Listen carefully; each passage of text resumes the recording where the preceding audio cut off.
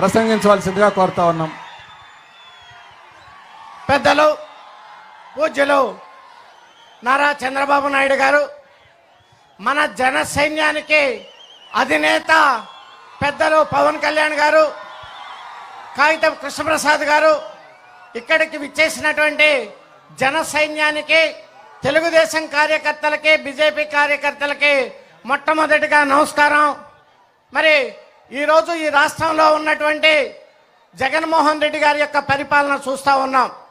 ఎక్కడ చూసినా ప్రజాస్వామ్య పద్ధతిలో మాట్లాడితే తీసుకుపోయి జైల్లో వేయటం తప్పితే వేరే పని ఈ రాష్ట్ర ప్రభుత్వానికి లేదు అని చెప్పేసి సందర్భంగా మీకు మనవి చేస్తా ఉన్నాను. ఈ పెడన నియోజకవర్గంలో గత 5 సంవత్సరాల నుంచి ఎన్నో సమస్యలతోటి కొట్టుమిట్టాడుతూ ఉంది. ఇక్కడ రైతాంగం పూర్తిగా వరి మీద ఆధారపడేటువంటి రైతాంగం. నీళ్లుంటే 2 పంటలు కూడా వరి పండించుకోవటానికి ఆస్కారం ఉన్నటువంటి ప్రాంతం ఈ పెడన నియోజకవర్గంలో, ముఖ్యంగా బంటిమల్లి ప్రాంతంలో ఉన్నటువంటి ప్రాంతం.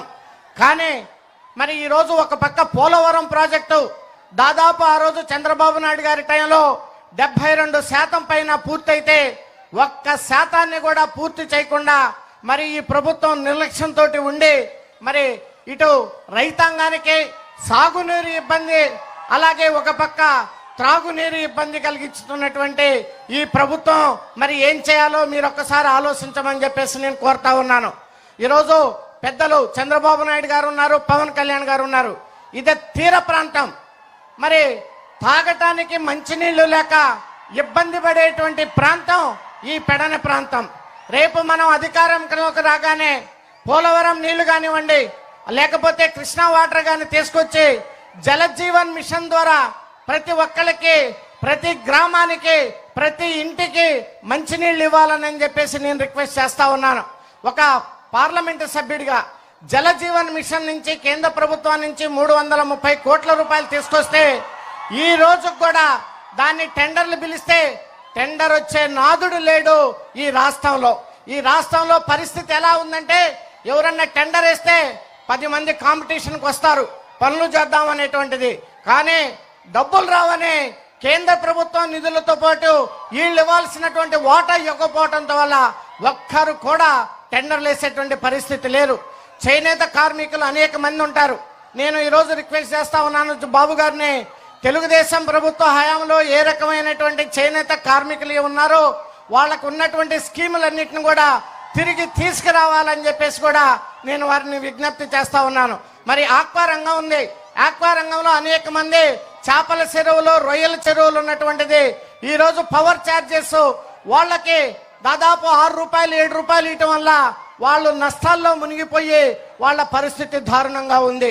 ఏదైతే మేనిఫెస్టోలో పెట్టారో దాన్ని తప్పకుండా ఆచరించి ₹1.5 ₹2 పవర్ ఛార్జెస్ ఇవ్వటంగా ఆక్వా రంగంలో, ఆక్వా రైతుల్లో వెలుగు నింపాలని చెప్పేసి సందర్భంగా మీకు మనవి చేస్తా ఉన్నాను. మీ అందరికీ తెలుసు, కౌలు రైతులు ఇబ్బంది పడుతుంటే మా పార్టీ అధ్యక్షులు పవన్ కళ్యాణ్ గారు ప్రతి కౌలు రైతుని సొంత డబ్బులతోటి ఆదుకున్నటువంటి వ్యక్తి పవన్ కళ్యాణ్ గారు. రాజకీయ నాయకుడు అంటే ఆ రకంగా ఉండాలి. మట్టిని గురించి ఆలోచించటమో, ఇసుకని గురించి ఆలోచించటమో మరి ముఖ్యమంత్రులు చేస్తే సామాన్య ప్రజల పరిస్థితి ఏమవుతుందో అనేటువంటి విషయాన్ని ఈ సందర్భంగా నేను అడుగుతా ఉన్నాను. మరి పవన్ కళ్యాణ్ గారి యొక్క ఆలోచన విధానం నచ్చి నేను జనసేన పార్టీలో చేరాను.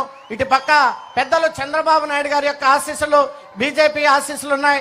నేను ప్రత్యేకంగా పవన్ కళ్యాణ్ గారికి నా హృదయపూర్వక ధన్యవాదాలు తెలియజేస్తా ఉన్నాను. ఈ రోజు నేను బీ ఫారం తీసుకొని వచ్చాను. శ్రీరామనవమి సందర్భంగా తప్పకుండా మీ అందరి ఆశీస్సులతోటి మరి పక్కన ఉన్నటువంటి బాబు గారు అలాగే పవన్ కళ్యాణ్ గారు మీ అందరి ఆశీస్సులతోటి మీ ఇద్దరం తప్పకుండా గెలుస్తాం, అందులో ఎటువంటి సందేహం లేదు అనేటువంటి విషయాన్ని సందర్భంగా మీ అందరికీ మనవి చేసుకుంటూ జై జనసేన, జై తెలుగుదేశం, జై పవన్, జై చంద్రబాబు నాయుడు గారు, జై నరేంద్ర మోడీ గారు. Thank you very much.